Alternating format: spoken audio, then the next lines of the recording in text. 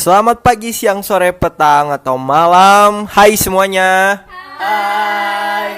Baik yang ada di studio maupun yang ada di rumah, dimanapun kalian berada yang sedang mendengarkan podcast ini. Jadi teman-teman semuanya, podcast kami ini tuh diwakili oleh mahasiswa Fakultas Hukum Angkatan 17 Universitas Pasundan, kelas A tentunya, yang sedang menjalani mata kuliah Hukum Etika dan Profesi. Nah, kali ini tuh kita mau ngebahas mengenai deontologi dari Kant. Nah, untuk itu mungkin sebelumnya alangkah lebih baik kita perkenalkan diri masing-masing dulu ya, karena biar kenal dan biar akrab aja gitu. Oke, dari saya sendiri Gideon Kris Andika, dan yang kedua Ali Hakim. Saya Muhammad Rehanda. Saya Nina Nanasari. Saya Tita Amelia. Saya Reva Almira Frinadi. Nah, udah perkenalan nih ya. Jadi seperti yang tadi saya bilang, deontologi dari Kant. Mungkin dari teman-teman semuanya ada yang masih kurang paham gitu, ada yang masih apa sih sebenarnya deontologi dari Kant tuh gimana sih? Nah, di sini kita mau ngebahas tentang itu, oke? Tapi biar teman-teman yang mendengarkan tahu apa sih deontologi, alangkah baiknya kita cari tahu dari istilah deontologi itu gimana sih. Nah, kali ini kita mau dijelasin oleh Nina Nanasari. Oke, silakan Nina.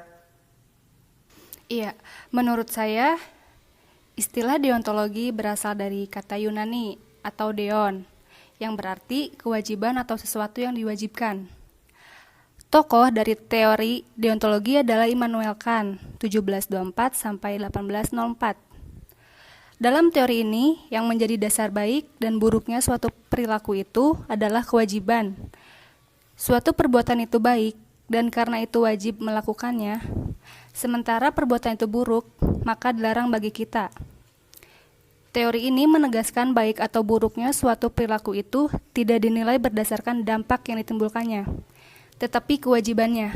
Sebagai contoh, kenapa kita harus berlaku jujur, adil, ikhlas, amanah, tidak menyakiti orang lain? Karena itulah adalah kewajiban. Begitu juga kenapa kita dilarang mencuri, korupsi, iri hati, karena hal tersebutlah dilarang dalam semua ajaran agama. Prinsip deontologi menyatakan konsekuensi yang lahir setelah perbuatan itu dilakukan adalah persoalan lain dan tidak boleh menjadi pertimbangan. Nah, makasih nih buat Nina. Dan sekarang boleh nih dari narasumber kita yang kedua, Ali Hakim, mungkin mau menambahkan dari apa yang Nina sudah sampaikan. Saya persilakan. Tambahin dong. Oke, perbuatan tidak pernah menjadi baik karena hasilnya baik, melainkan hanya karena wajib dilakukan. Karena itu, bisa dimengerti bahwa deontologi selalu menekankan bahwa perbuatan tidak dihalalkan karena tujuannya, meskipun suatu perbuatan itu tujuannya baik. Namun, cara yang ditempuh salah, maka tetap tidak bisa dianggap baik.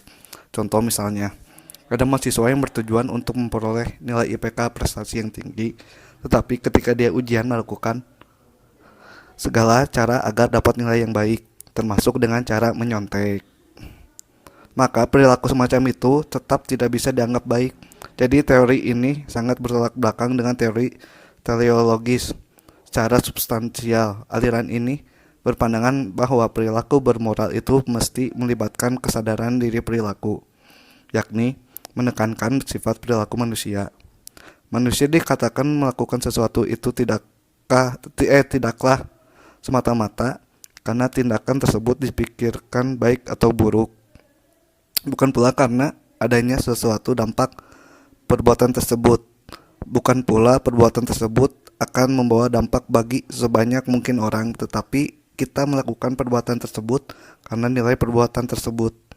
Jadi, penentuan nilai baik, betul, wajar, dan bermoral sesuatu tindakan atau perbuatan itu karena ciri-ciri atau sifatnya sendiri, sifat perilaku dan ciri-ciri perilaku itu sendiri yang menentukan apakah suatu tindakan itu bermoral atau tidak. Silakan dilanjutkan lagi untuk Bapak Dion. Oke, terima kasih buat Ali yang sudah menjelaskan mengenai yang tadi dari istilah deontologi. Nah, jadi paham kan teman-teman tentang deontologi sendiri awalnya gitu.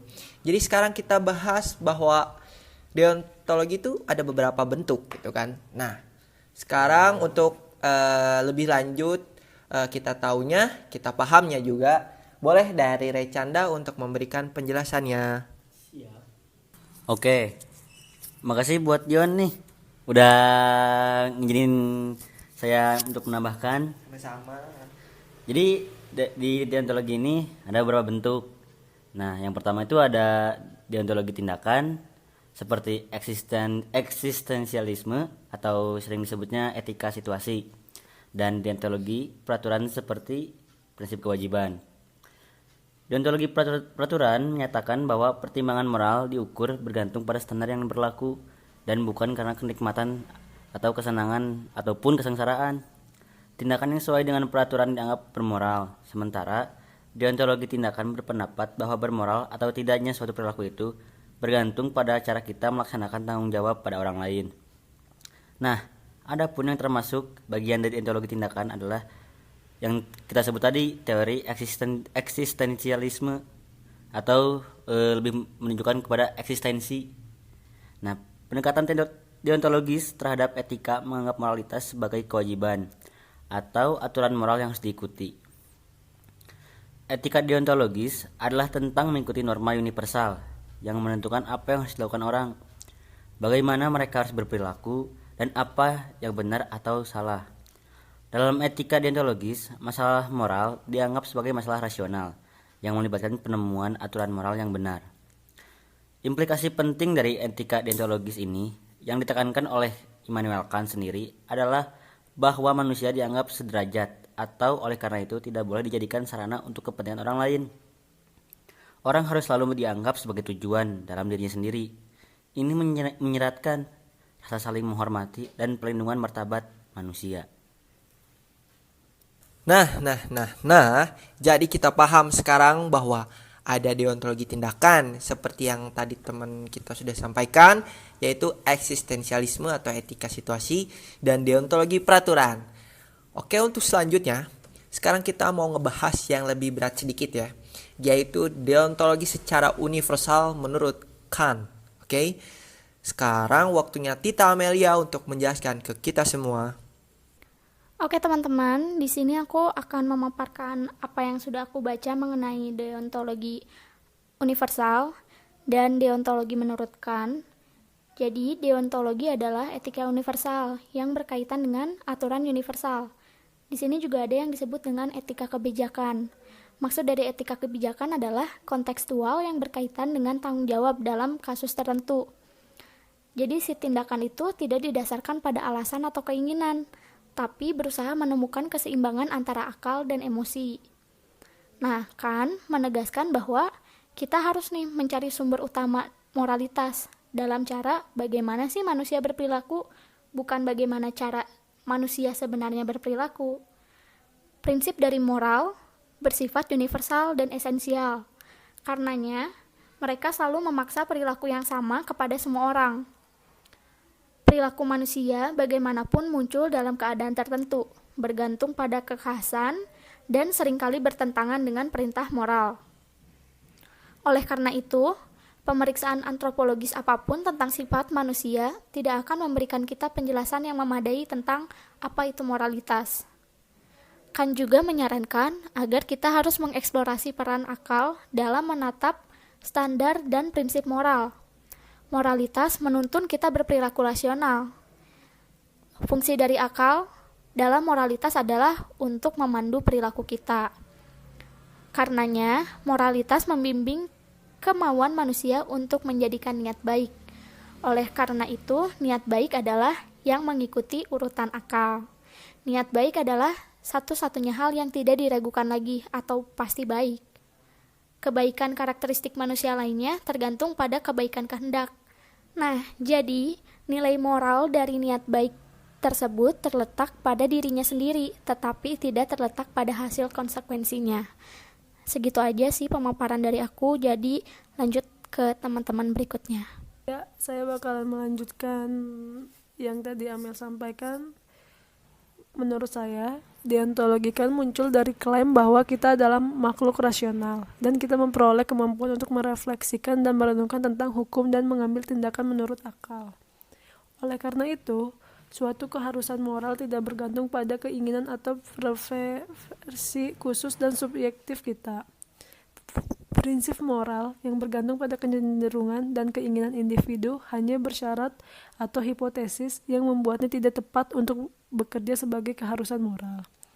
Kant membagi bahwa perintah imperatif dalam dua macam imperatif, yaitu imperatif hipotesis, yaitu perintah yang mengemukakan suatu perbuatan sebagai alat untuk mencapai sesuatu. Misalnya, jika Anda ingin pandai, Anda harus rajin belajar. Dalam imperatif hipotesis, tindakan adalah suatu sarana bagi tujuan lainnya di luar tindakan itu. Implikasinya, imperatif hipotesis tidak dapat memerintah kepada setiap orang untuk melakukan suatu tindakan, tetapi hanya orang-orang yang melakukan suatu tindakan tertentu untuk mencapai tujuan tertentu pula di luar tindakan itu.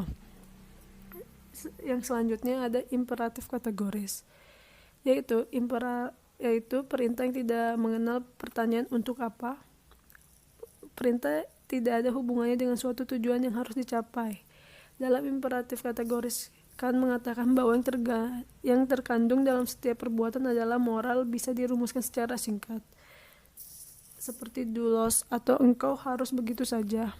Jelas bahwa konsekuensi perbuatan atau apa yang dilaksanakan oleh perbuatan tidak berperan sedikit pun dalam menentukan kualitas etisnya. Mungkin sekian dari saya. Mungkin akan dilanjut oleh Dion. Oke, terima kasih Reva. Nah, sekarang nih giliran aku nih mau ngebahas jika dikaitkan dengan peraturan hukum yang ada di Indonesia. Jadi menurut pasal 28E ayat 3 Undang-Undang Dasar 1945 yang berbunyi, setiap orang berhak atas kebebasan berserikat, berkumpul dan mengeluarkan pendapat. Nah, jika deontologi ini dihubungkan dengan hukum positif, maka pasal 28E ayat 3 Undang-Undang 1945 mengatur tentang kebebasan berpendapat di muka umum. Ini tidak menyalahi prinsip deontologi karena kebebasan berpendapat ini sudah diatur dan wajib dilaksanakan karena merupakan sebuah kebenaran. Nah, prinsip-prinsip dari pokok Pancasila sendiri, yang pertama, perlindungan terhadap hak asasi manusia. Yang kedua, pengambilan keputusan atas dasar musyawarah. Yang ketiga, peradilan yang merdeka. Berarti, badan peradilan merupakan badan yang merdeka. Artinya, terlepas dari pengaruh kekuasaan pemerintah dan kekuasaan yang lain. Yang keempat, adanya partai politik dan organisasi sosial politik karena berfungsi untuk menyalurkan aspirasi rakyat. Yang kelima, pelaksanaan pemilihan umum. Yang keenam, kedaulatan adalah di tangan rakyat dan dilaksanakan menurut Undang-Undang Dasar. Yang ketujuh, keseimbangan antara hak dan kewajiban. Yang kedelapan, pelaksanaan kebebasan yang bertanggung jawab secara moral kepada Tuhan Yang Maha Esa, diri sendiri, masyarakat, dan negara ataupun orang lain. Yang kesembilan, menjunjung tinggi tujuan dan cita-cita nasional. Dan yang terakhir, poin ke-10, pemerintahan berdasarkan hukum. Dalam penjelasan Undang-Undang Dasar 1945 dikatakan, Indonesia ialah negara berdasarkan hukum dan tidak berdasarkan kekuasaan belaka. Pemerintahan berdasarkan atas sistem konstitusi, tidak bersifat absolutisme. Dan yang terakhir, kekuasaan yang tertinggi berada di tangan rakyat. Nah, jadi teman-teman, jika dihubungkan dengan prinsip Pancasila di poin yang ke-8, deontologi ini memang kebebasan yang harus bertanggung jawab secara moral kepada Tuhan Yang Maha Esa, diri sendiri, masyarakat, dan negara ataupun orang lain. Nah, selain itu juga nih, kita semua bahasanya tuh memberikan contoh terkait profesi yang dikaitkan dengan aliran deontologi ini. Kita mengambil dua contoh. Yang pertama, profesi jaksa. Kenapa sih profesi jaksa? Jadi, karena seorang jaksa dalam melakukan tugasnya harus sesuai, patuh, taat terhadap hukum, dan tata tertib yang secara kontekstual sudah ada. Yang kedua, dokter. Kenapa mesti dokter gitu kan? Pasti banyak yang nanya. Karena dokter dalam menjalankan prakteknya sesuai dengan kode etik yang sifatnya tertulis yang dikeluarkan baik oleh Ikatan Dokter Indonesia, Kementerian Kesehatan, maupun lembaga-lembaga yang berwenang. Oke teman-teman, mungkin sekian ya. Jadi podcast kita kali ini membahas tentang deontologikan. Sudah kita memberikan penjelasan baik dari saya maupun teman-teman semuanya yang ada di sini. Semoga apa yang menjadi bahasan kita kali ini bisa berdampak buat teman-teman jadi paham, teman-teman jadi ngerti juga gitu mengenai aliran ini. Oke, terima kasih buat teman-teman semuanya. Terima kasih juga buat teman-teman yang ada di sini nih.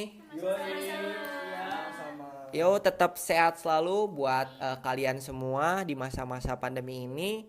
Semoga kita bisa ketemu di kesempatan yang lain kali. Oke, wassalamualaikum warahmatullahi wabarakatuh. Gideon Krisandika pamit undur diri. Terima kasih.